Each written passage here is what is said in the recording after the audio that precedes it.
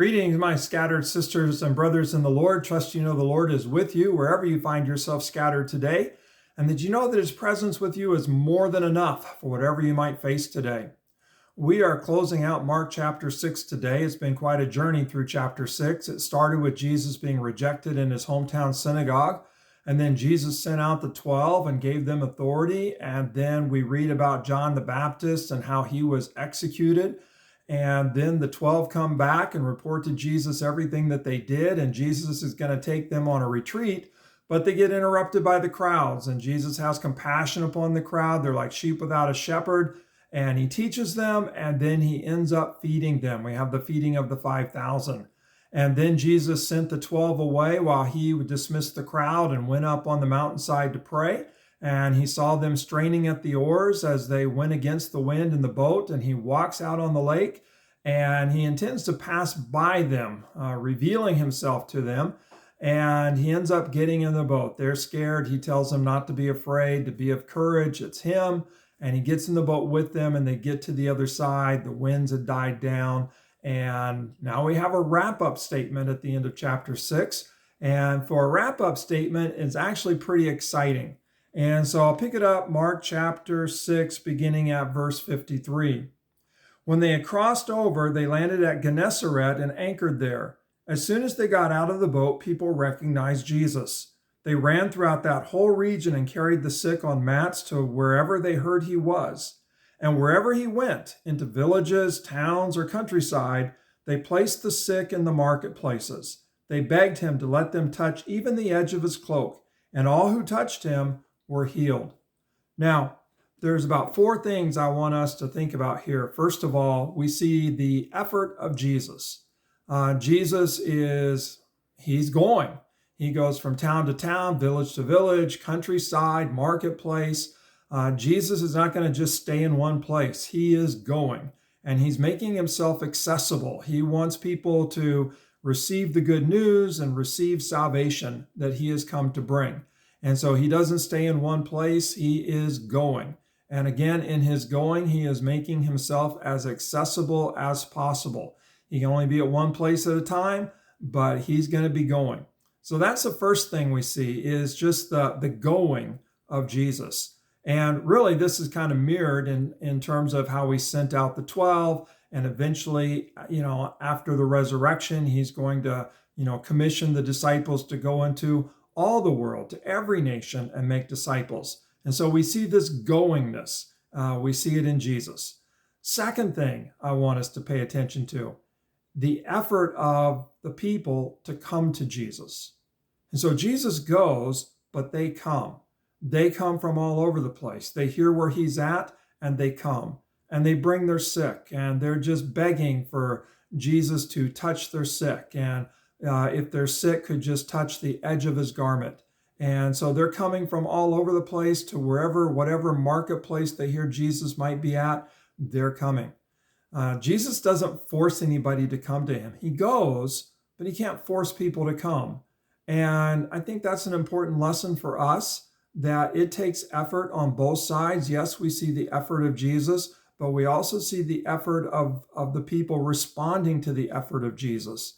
And I think sometimes that becomes a real point of frustration for us, that we go like Jesus went, and we're there to share the good news of Jesus, but it takes effort to come as well. And we can't make people come. We can't control people to come. Hopefully, the news about Jesus is so good, the news is so evident in our own lives that they'll gladly come, and that they'll come seeking, but it still takes effort on their part. And we can't control their effort. We can only really control our effort in terms of the going. So we have the going and we have the coming. The next thing that I find interesting, really pretty exciting, is as many who touched him. Not some, not a few, not most, but as many. All who touched him were being healed. All who touched him were being saved. And that's important to recognize, that the salvation that Jesus brings, the salvation that Jesus accomplishes, it's not just for some, it's not just for most, it's not just for many, that his salvation is effective for all. And so that's why we go with such confidence. And that's also why we get so frustrated at times, because we know that Jesus' salvation is for all. And for all those who touch him, they're going to experience his salvation. They are going to experience his healing. So that all is really important. Not most, not some, not many, all. Okay, the fourth thing that I find exciting here, and you're probably not going to pick this up in most English translations, because most of our English translations simply say something along the lines of, as many as who touched him were healed, as many as who touched him were made well. And that made well, that were healed, that's not quite accurate in terms of translating the Greek. You'll find a few English translations that are pretty literal that really tell us what the Greeks say at that point. It says, as many as who touched him or touched it, the fringe of his garment, they were being saved. Not they were saved like the action was completed. They were being saved. The action was in process. In Greek, it's an imperfect verb. And an imperfect verb is kind of a past tense, but it's ongoing action. It's not simply past tense completed action. It is ongoing action. So they weren't just saved and the story's done with. They were being saved. As many as who touched him, they were being saved. They were being healed. They were being made well. Now, no doubt for some, that being made well, that happened instantly in the moment. But I wouldn't be a bit surprised if there were some who touched him and they were being saved, but the salvation wasn't yet complete. They were in process. That salvation was in process, but it wasn't complete yet. And it might not be complete until the day of resurrection. That's when it will be ultimately completed, the fullness of their salvation. See, I find that really helpful, because I know people, I know you know people who touched Jesus, but they weren't instantly cured. They weren't instantly saved. They weren't instantly healed. They were made new, but they were being saved and being made new.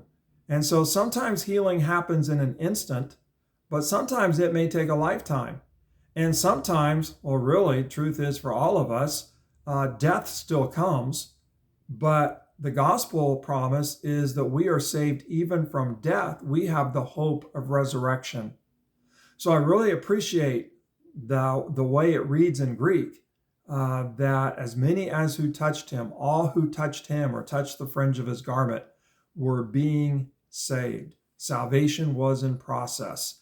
And each person may be at a different place in that process, but the assurance is when we touch Jesus, we are being saved. Well, I know that's a lot from kind of a summary statement, but wherever you find yourself scattered today, praise God, Jesus goes, we go, and people come, we came. And we are the living proof that as many as who touched him, we are the living proof that we are being saved. His work is evident in our lives. And I pray that it is so evident that others begin to come as well and to touch Jesus as he seeks to meet them, and that they too experience that being saved. May be a process, but it's happening. Well, God bless. Have a great day.